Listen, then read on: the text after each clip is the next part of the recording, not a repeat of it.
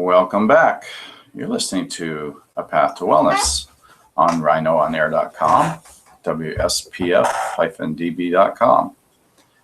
And today we're going to talk about something that is just fundamental, and something that really gives me a lot of pleasure. I get a lot of vicarious kind of satisfaction from in my practice, and I've been doing this particular type of medicine. I mean, I've been practicing in the direction of dealing with these kinds of issues since I was working in an infertility clinic in Australia, before I even started practicing in Florida in Oriental medicine and other areas of natural medicine.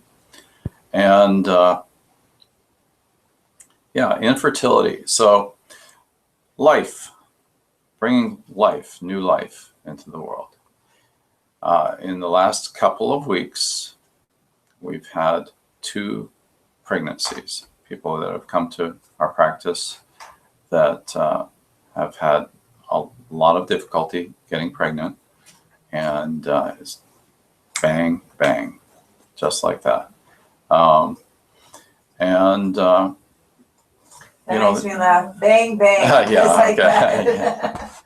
Okay, wasn't meaning it that way, but that always helps. definitely that helps a lot.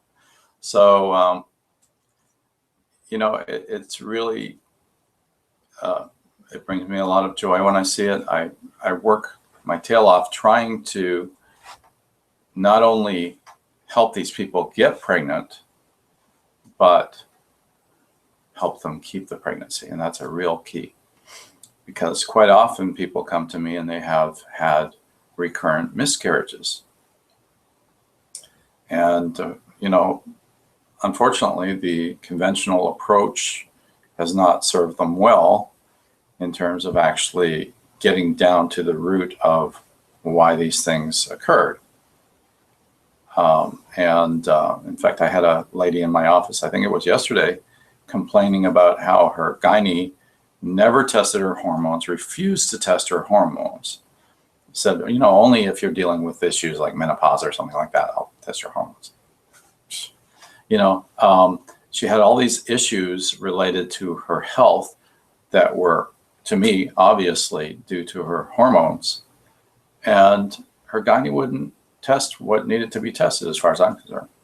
And I've kind of proven that too, because in this particular case, the young lady has a really, really low level, so much so that it's the level of progesterone I'm talking about specifically, that was as low as a menopausal woman. And she's a young lady. She's nowhere near menopause. And so I didn't just check her progesterone. I went a little deeper. I checked the precursors to creating the progesterone. And I also checked her testosterone and her estrogen, her estradiol. And so I went below that, though. I checked in the second round the precursors.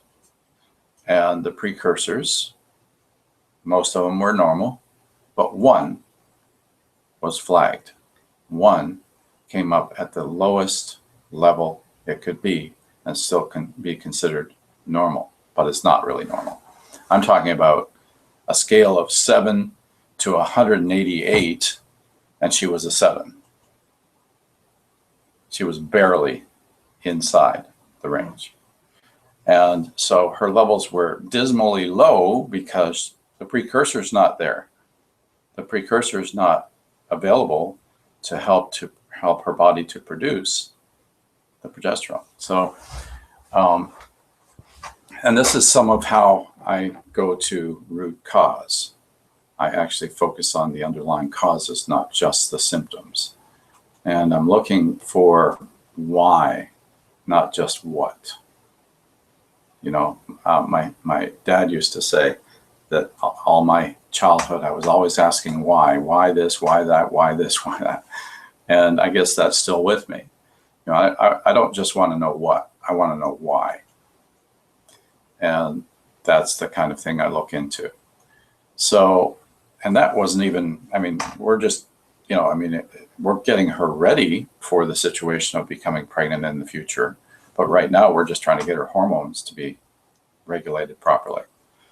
And, you know, I mean, again, she had been going to various gynecologists and other physicians for years and years, probably a decade or two, working on trying to get her hormones right, but not really, because they actually wouldn't test her hormones. But they were happy to throw her the pill, you know, get her on birth control. And then I had another lady actually the other day who came in and told me that she went through the same thing, and they threw the pill at her. And she was on the pill very, very short time because she developed a clot in her leg, which is one of the side effects, quote unquote, side effects, one of the effects of the pill, of contraceptives. So, you know, the pill is not the answer. The pill is just really masking the situation. You know, when a woman comes to me with, you know, bad cramps or even mild cramps, acne breakouts around her period or before her period, breast soreness, bloating, all of these kinds of things, heavy flow, you know, I can get really grody, but many signs and symptoms, I don't just say, okay, well, that's normal. No, it's not normal. A woman's cycles, if her hormones are regulated and balanced properly, are not so unpleasant. There are no significant cramps. There is no significant bloating. Acne is not a big issue. These kinds of things. The flow should not be extremely heavy. That's not normal. Many of these situations that occur are because the hormones are out of balance. But even if you've always been that way when you were younger? Yes. So that means that That even means when we were 15, 16, we were already starting with our That's right. hormonal imbalances? Yeah, started off on the wrong track, and if it had been addressed right then, would have been fine. See, and that's part of the issue, I think, in a lot of things that we have going on now in health, period. It's that we're so used, because we had this since we were a kid, because it never was treated, and we get used to certain symptoms. That's right. The symptoms at the time are not that detrimental because we still have all these other good stuff in our bodies.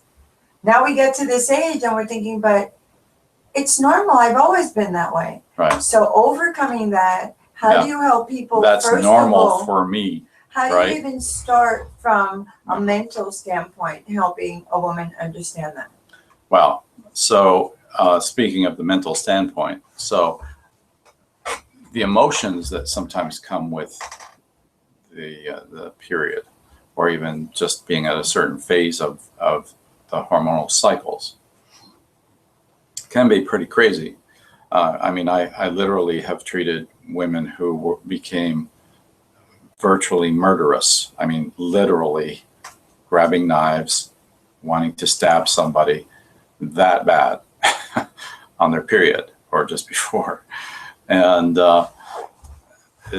you know, and then there are many who seem to be diagnosed as bipolar disorder because their hormones are out of whack and nobody's addressed it. You know, this kind of thing. And I've seen studies on that back that up. I mean, women's hormones are not addressed properly. Therefore, they end up with all sorts of turmoil in their lives. They end up with bad relationships and all these other things that go on because they don't have a proper balance. And nobody's doing a decent job. Very few practitioners of any sort are doing a decent job with handling that. So, you know, if you go around thinking everything's normal, you can label everything as normal, and then you just, you know, you just accept it, and everything falls apart, you know. And this is, I've talked about anti-aging. I've written a whole series of articles on anti-aging and aging and the syndrome of aging. It's a similar situation.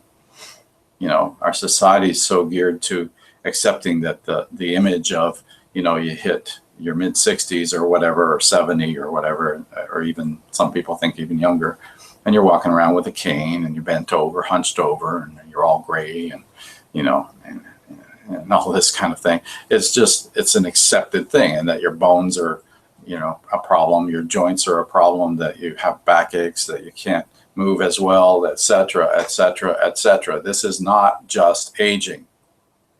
This is not addressing the issues early enough in life. This is ignoring things such that they start to accumulate,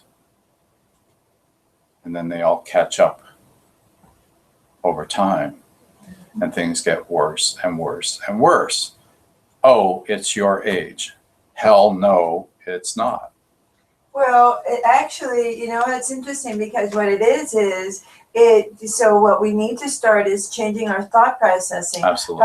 Understanding that, take that age and make the equivalent to the amount of time you've been abusing your body. There you go. And therefore, when we put it in that perspective, because I'm listening to you and I'm thinking, that is me, he's talking to me again, but it allowed me to think, oh, wait a minute, he's so right. But okay, so it's not my age, it's all this time that I let this stuff go. Exactly. And when people can start realizing that and Yes. changing that thought process somewhat, will allow them to get out of that boo-hoo me mode. And it's not all on you. I mean, in the sense that the cause, the root of it, why this is happening, is an issue too. So we have stress. Stress is a huge issue. I've been talking about infertility and fertility. It's a huge issue for that too. Big relationship with that and miscarriage. I'm so sorry to interrupt there, but now that you said that, so does stress and fertility affect male the same way it affects female?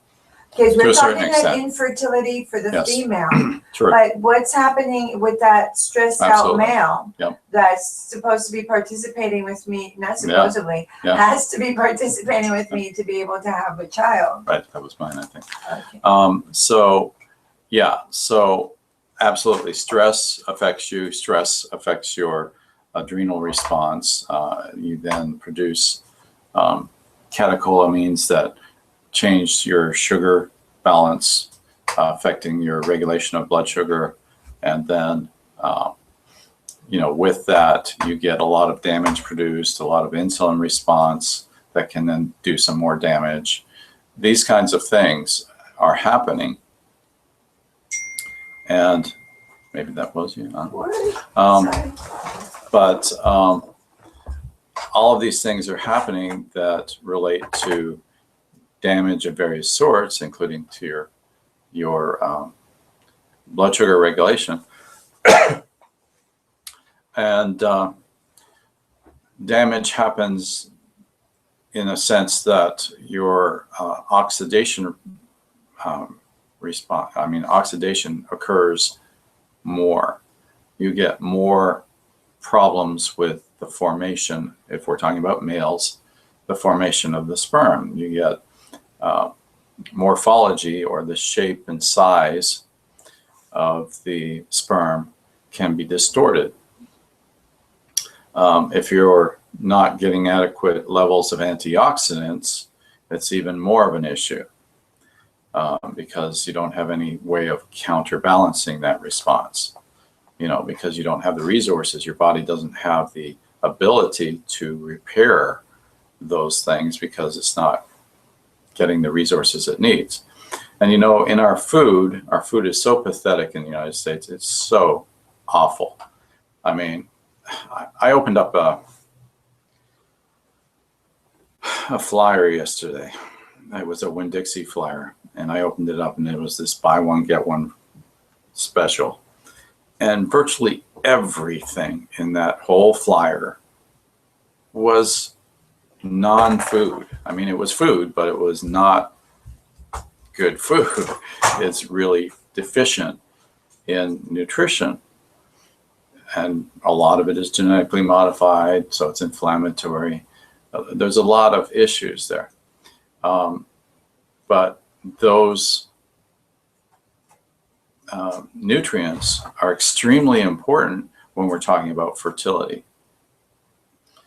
You know, a male's, not only the morphology of the sperm, but also the motility can be affected. Motility is really broken down into a few kinds of things. Like motility is not just, you know, the moving of the sperm, okay? It's not just the ability to move quickly, to flow. It's also the speed, the rapidity of it. Also going in a straight direction, or moving forward, as opposed to maybe going around in a circle. If it's going around in a circle, it's not very useful. It's just going to sit there and going around in circles. It's not going to hit the target. And it's kind of like that. It's directing that flow, improving the nutrients that are necessary to make the flow better, to improve the directional flow of the sperm, and to improve the structure of the sperm. That's the morphology right there. So we have motility and morphology, and then of course we have the basic one that most people are aware of, which is the count. Well, the count can range anywhere from, to be normal, anywhere from 20 million in a certain measure to hundreds of millions. And quite often I see men who are much lower or on the low end of that. And then if we combine that with a low motility or a lot of motile sperm that are just going around in circles and not getting anywhere, and then also with poor morphology, we got some problems. And then of course with conventional medicine, there are solutions that are things like extracting them, looking at the sperm, picking out the good ones, and then putting them in a petri dish with ova, and getting them to join up, and then implanting that, that kind of thing, or going in and extracting from the male scrotum some sperm to do that. So there's a lot of procedures involved, but they're just kind of sidestepping, again, the root cause. They're going around and finding something, basically going through, foraging through what's available and trying to pick the best possible and then putting them together. But how about making the body work better? How about helping the individual's production? How about helping them make a guy's better sperm, better structure, better motility, fast moving in a forward direction, in a good shape, proper shape with a good tail, etc. In addition to improving the count, which also can be helped by getting to the root of it. So you stimulate more follicle stimulating hormone, you increase the production, increase testosterone levels, helping to improve the production of the sperm, this kind of thing. So there's all of these aspects to the fertility. And with a guy who's under a lot of stress, there can be a lot of damage resulting in the sperm. And also the sperm can be taxed in terms of, not having the energy to be motile, to move forward, all of these kinds of things. So stress is certainly a factor in all of that. But, you know, in addition to that factor, as I mentioned, we have the need for antioxidants. It is huge. It's a huge need that tends to be poo-pooed in conventional medicine, unfortunately. You know, I actually literally have had conversations with some of the folks who were dealing with various diseases. I had a conversation with an oncologist that really is a bad memory, because he was telling me how much it was a waste to buy nutritional supplements, and how much it was a waste for people to try and focus on getting nutrition, because, you know, some New York Times article where they looked at some study. You know, first of all, what they're looking at has to be looked at. In other words, what's in that study? What kind of supplements are they talking about? Were they pills that were jammed together, that were coming out in the poop just like they went into the mouth? Are they, you know, what kind of substances are we talking about? What kind of supplements? You know, I don't do supplements. It's not supplements that I'm using in my practice. It's nutraceuticals. The difference is that these are characterized nutritional substances. They're characterized in a sense that they are analyzed molecularly for their purity, for their bioavailability, and they are the most bioavailable possible. I mean, 95% in 5 minutes in a lot of cases is in the bloodstream. So this is not something that a standard supplement over the counter from your neighborhood, you know, CVS, or even the herbal store or the nutritional store is going to have. They're not there. You get that through working with somebody like myself, who uses professional sources that develop these substances in a pure, well-analyzed and characterized fashion. They're called nutraceuticals because basically they're essentially pharmaceutically derived, if you want to look at it this way. They're similar in the sense that, you know, pharmaceuticals are derived, analyzed, you know, mass spectrography, etc.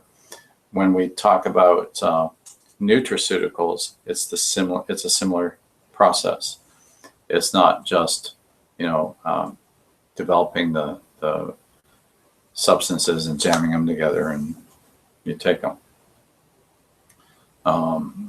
There's more to it, way more, and it's much more available when you use something that is used in practice the way that I approach things. You know, I try to use substances that are the most effective. I've searched for these things. This isn't something where I've just sat back and, you know, I've told people to just go to the local store and grab this off the shelf or whatever. You know, I'm using things that are very, very effective. You did a lot of research on. Yeah, I've done a lot of research. So,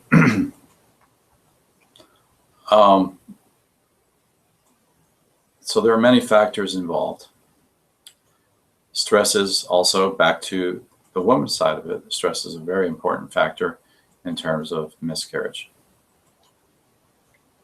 So I try to encourage women to relax as much as possible when they are pregnant, not get caught up in stressful situations as much as possible.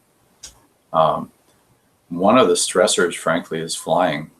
I don't think that people should be flying when they're pregnant. I really don't. Especially in this day and age, there's so much going on in planes now. It's crazy. Well, yeah, that's another story. I just saw something today. Sorry.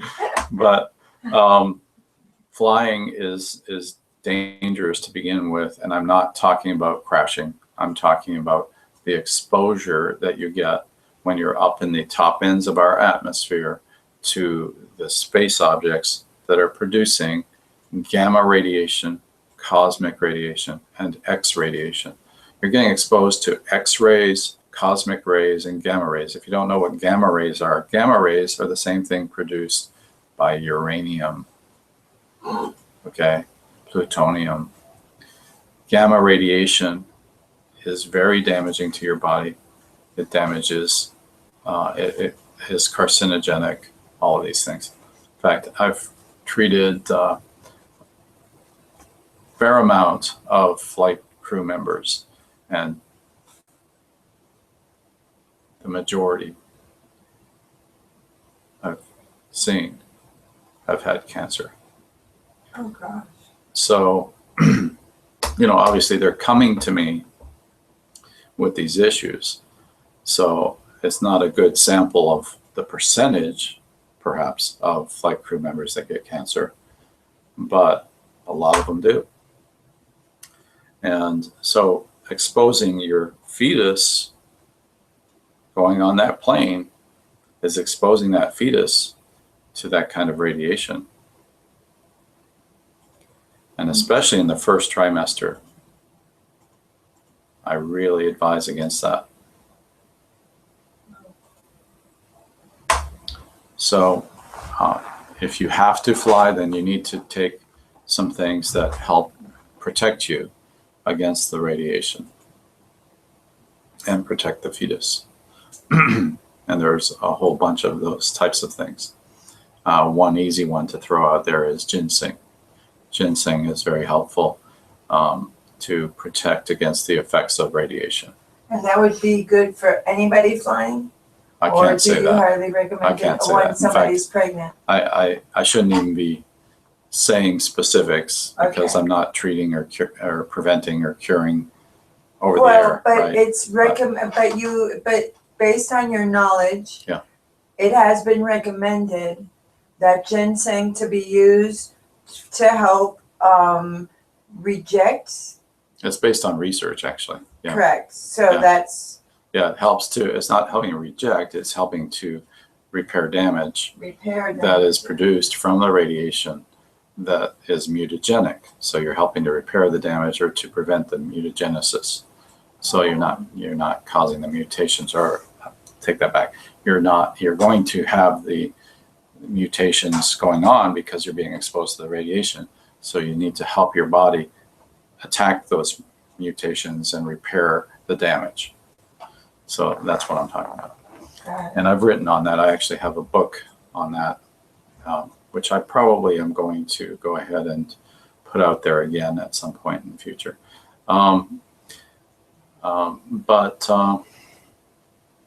So back to fertility. I keep getting off track here a bit, but it's all related. it is all related. It is all related. And, we have to look at hormone balance fundamentally. Hormone balance is affected by many factors in our lives. The stressors are as a group, a big factor. That's a big factor.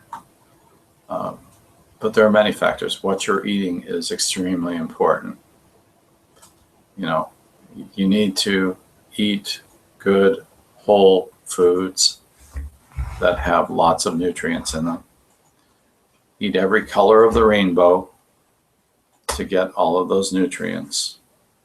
You have magnesium, folic acid, very important, in leafy greens. You have vitamin D, iron, even astaxanthin if you're a fish eater and you want to eat good fish. Salmon is awesome. Salmon is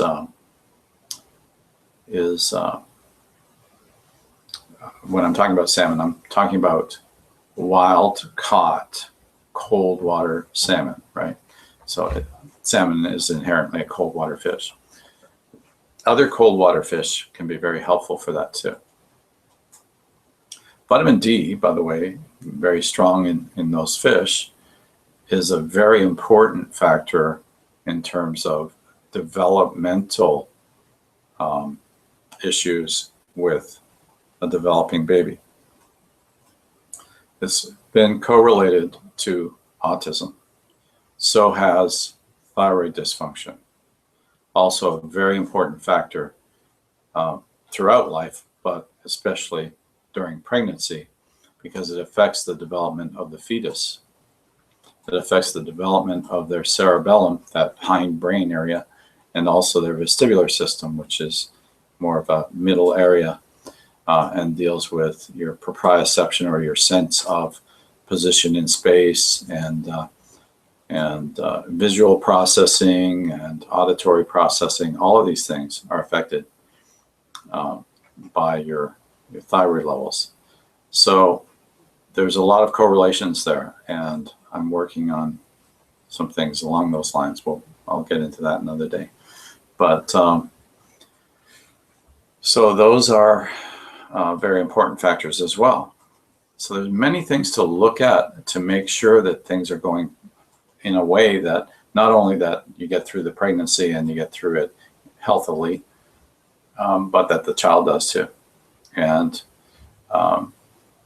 that the child is well developed, not just has all 5 fingers and toes, but also has the capacity, the brain works right. Okay. These kinds of issues, and neurological issues, spina bifida, things like that. All of these depend on having good nutrition, and that includes, by the way, related to thyroid and also to vitamin D, iodine. And iodine is also very important when exposed to radiation, right? We all know about potassium iodide, or it's commonly known that if you're exposed to radiation like nuclear fallout, that kind of thing, everybody gets potassium iodide. The iodine helps to fight the effects of the radiation. So it's the same idea here. Now, there's a lot of debate because of the way the pharmaceutical industry has presented a lot of this, and back since the mid 40s of 1940s, that kind of thing, they were pushing for different standards. Used to have iodine in the food, in the baked goods, no longer. The RDA level was substantially reduced at that point in time to 150 micrograms a day. 150 micrograms is negligible. That's the RDA for iodine. When you look at populations like Japan, where the average individual is getting about 13.5 milligrams of iodine. We have an iodine deficient population. Thyroid issues are rampant. Over 30 million undiagnosed individuals with thyroid disorders. All of these kinds of issues are linked. So there are many things to look at in terms of making sure that not only someone gets pregnant, but carries the pregnancy and carries it well, and that the child develops well. Okay. Pediatricians look at these kinds of things. They look at the development. Is this child at a certain level on a spectrum of height or weight? These kinds of things. How are they doing verbally? How are they doing functionally? How are they processing? Like looking at colors. Are they colorblind? Are they all these kinds of things? And this comes before they're born. When that mother is carrying that child is when it is most important to look at nutrition, to look at all of the factors that can affect the development of that child, to look at their hormones, not just sex hormones, not progesterone, estrogen, testosterone, not just those, but also thyroid hormones, right? Vitamin D level, which is also a hormone. All of these kinds of things need to be looked at and need to be monitored and carefully adjusted if they need adjustment to improve the outcome. So these are the things involved in helping individuals with fertility, the development of a healthy baby,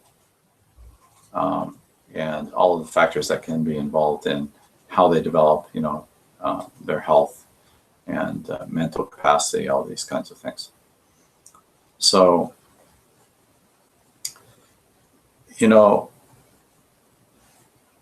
eating the right foods doesn't just include eating nutritious food. If you can find nutritious food, by the way, organic's going to be typically more nutritious than the non-organic. The non-organic, though, is also full of pesticides. Peaches are very high in pesticides, to give you an example. Strawberries are extremely high in pesticides. Mm-hmm. Extremely high. If you're eating strawberries that come from the standard farming methods, you are filling your body with pesticides. A lot of these are nerve agents. A lot of these are xenoestrogens that throw your hormonal balance way out of whack. Some of them are carcinogenic. So if you love going over, like locally here, we have Plant City and we have the Plant City Strawberry Festival. People will go and buy big crates of these strawberries, and the majority, if not all, are saturated. We're talking like hundreds of different pesticides on one strawberry. Is that the difference between organic and non-organic? That's a huge difference. That's one of the differences, but it's a huge part of it, yes. The organic farming is done without pesticides, without synthetic chemical pesticides anyway. And organic farming is done with good soil, not just the NPK soil I've talked about before. The standard agriculture, standard farming is, we just need nitrogen, phosphorus, and potassium. That's what we give our food. That's what we fertilize the ground with.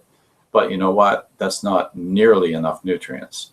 And part of the reason that pesticides are required in that kind of farming is because there aren't enough nutrients. So plants that used to develop their own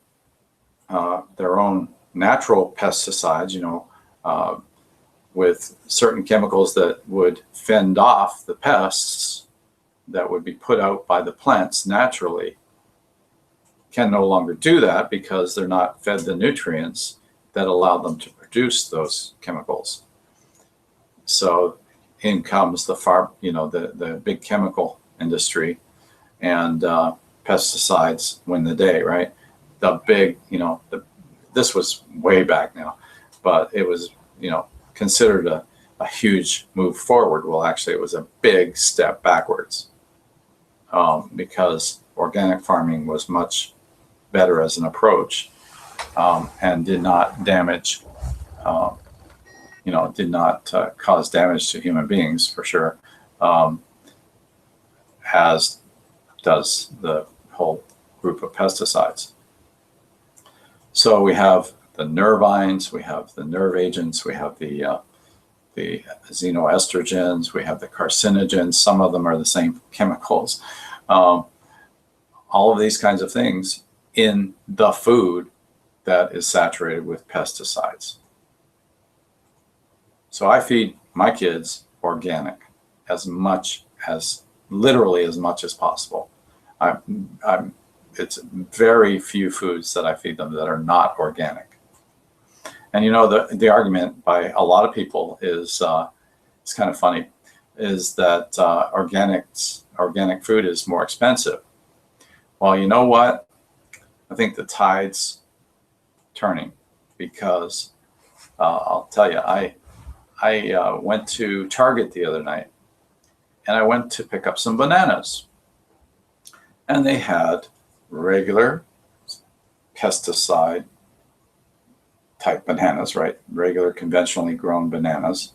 And then they had organic bananas at Target, right?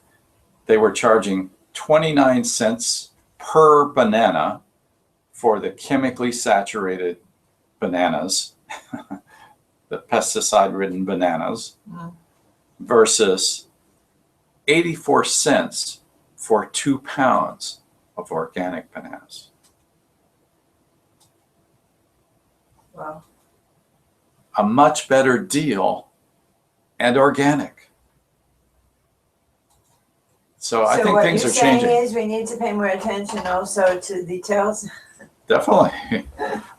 You know, there are a lot of great ways of buying organic now. You can get organic many places. You don't have to just go to like a specialty nutritional or health food store anymore.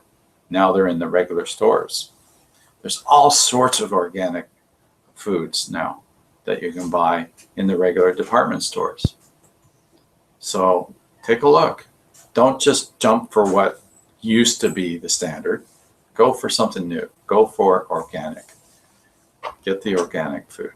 And especially if you're pregnant, because you don't want that stuff going into your baby. I don't know, you know, there's hundreds of chemicals we're talking about. Some of them will get through the placenta to the baby. Some of them won't.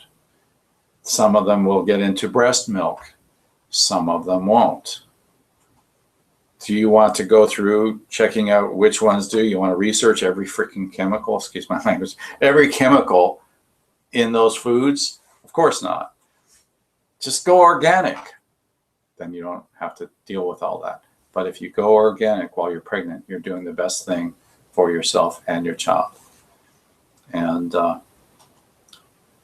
you know, and then you can carry it on from then into their childhood and be doing the right thing. And organic food not only is not full of the pesticides, although there may be small amounts that get into some of the even organic farms, because, you know, quite often the organic farms are right next door to a conventionally grown farm. You know, there's going to be some of that getting across, but it's a small amount compared to standard huge amounts, you know. So go organic. Okay. So that's one of the aspects of, you know, fertility and basically making a healthy baby, you know, helping that child to grow healthy, strong, and sharp and smart, in other words, with all their capacities and, you know, doing well in life. So as you can see, there are many issues when we're talking about fertility and talking about healthy development of a child and healthy pregnancy for both men and women that we can address, that need to be dealt with. And as you can see from everything I've talked about, the thoroughness of the approach is far and away deeper and I don't know how else to say it. I mean, expansive compared to the conventional approach. That is just minimal testing, you know, a check here, a check there, and see you next time. So on that note, I guess we'll see you next time. I'll go ahead and finish up. So you've been listening to A Path to Wellness on rhinoonair.com, WSPF-DB.com. I'm Dr. Chris Jackson, PhD, DOM, Florida, and Dr. Christopher Jackson, as some would say.